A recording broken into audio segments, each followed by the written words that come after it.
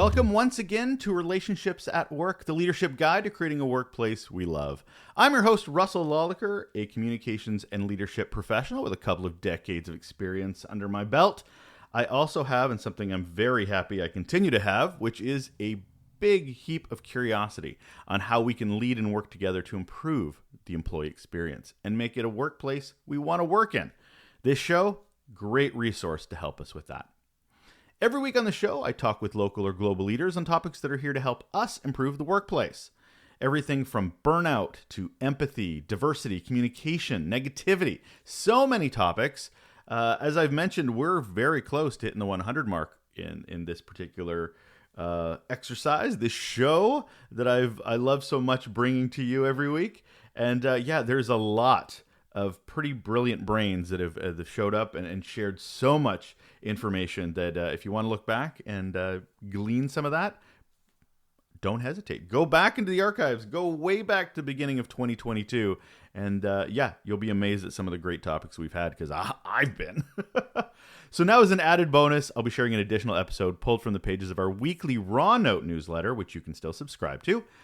It's a quick and valuable bit of information on top of the regular show. So without further ado, the Raw Note I'm passing on to you. Not trying to rhyme, but so thrilled that I did. This week, it's called Resetting the Leadership Clock.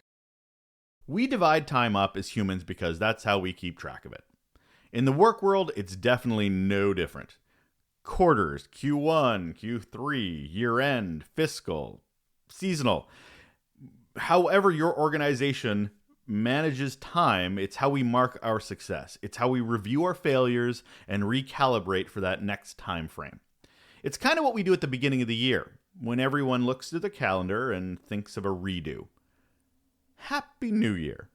Once many get back from those holidays, if you're lucky enough to get holidays, we commit to doing better when that year flips over, to rethink, refocus, reimagine what the year ahead could look like as an employee, as a leader, as a colleague.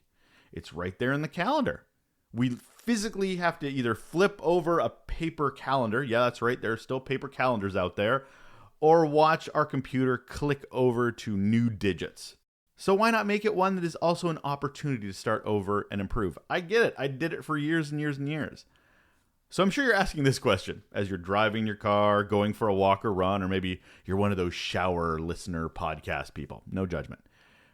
Why the hell are you, Russel Lolacher, talking about New Year's right now? It's not even close to that time of year. Fair. Totally fair.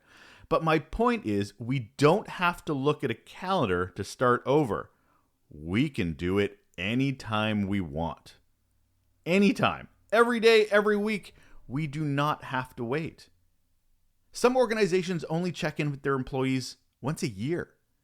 Should we wait for those results to start caring about what employees have to say? The answer is no. Relationships are something you establish and nurture every day, in every interaction, in every word used, and every step taken and not taken. Think of the strongest relationships you have in your life. Friends, family. I want you to take a moment. Don't close your eyes if you're driving. But I want you to take a moment, or running for that matter, you're going to hit something. They don't happen overnight. Those strong, and a key word here is strong relationships.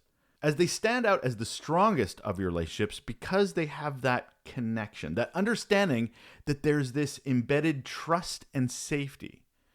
Those relationships are sometimes very easy to maintain, others not so much, but the payoff is always amazing. Or else you wouldn't call them your strongest. Relationships at work should be treated the same. They need effort. They need feeding. They need to grow. So tomorrow I have a few questions I want you to ask yourself.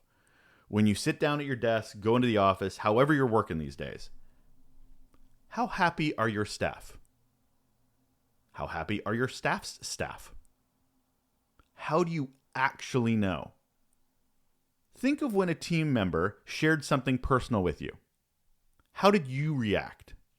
And did they feel safe to do it again?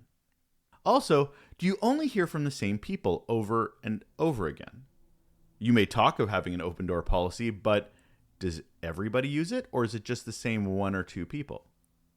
Could there be more diverse voices in the room? ones that may not agree with you, ones that may have a completely different life experience than you. The thing is, we talk about employee engagement and culture and retention a lot. But could we be more intentional in making that part of the DNA of our organization and for us personally? Are we the kind of person that takes in that daily information and consciously makes an effort to do better every day, every week, at least a lot more frequently than every year? Now, when I talk about these things, identity for me comes up a lot. Now, identity is defined as the characteristics determining who or what a person or thing is. It reminds me of the story of the leader who goes on to an inspiring 2-day conference, learning about all the things that they can improve in the workplace and how empowered they feel by going to this conference. They get so fired up. They cannot wait to come back to the office to put all these amazing ideas into motion. Oh, the world's going to change under their feet. And they return to the same building, the same office, the same cubicle, the same walls, the same people, and they don't do anything because their identity isn't the kind of person that does those amazing things. Their identity is the person that goes to conferences every once in a while. They're not a change maker because they've really never been one to start change. Because tactics don't matter if your mindset doesn't change. And that only comes with regular reevaluation, refocus. So take that into account in your do-over approach. Not your identity now, but your identity of what you want to be. And what does that person do? How does that person show up? Who are you today? Who will you be tomorrow? Is that a person that knows the answers to the questions that I asked? Is that a person who rethinks and refocuses any and every day to improve the workplace? Or is it the person that waits until New Year's or that next conference and maybe doesn't do anything? How many resolutions have you heard that were successful? So no matter what day it is in the calendar, we have an opportunity to do better and redefine who we are as leaders. And that'll do it for another raw note version of Relationships at Work, the leadership guide to creating a workplace we love. I'm your host, Russel Lolacher. If you get a chance, check out our show. You know what? I decided I really need to do a video version of this show because I just get so much more from other mediums where you might see different inflection, facial expressions, hand gestures. I love podcasting, but video really adds an extra dimension to it, another connection for the audience, for myself. So I decided to start a Relationships at Work YouTube channel a few months ago. And if you enjoy it, please, I ask you to like and subscribe and help that little show grow. Thank you very much for your time. Take care.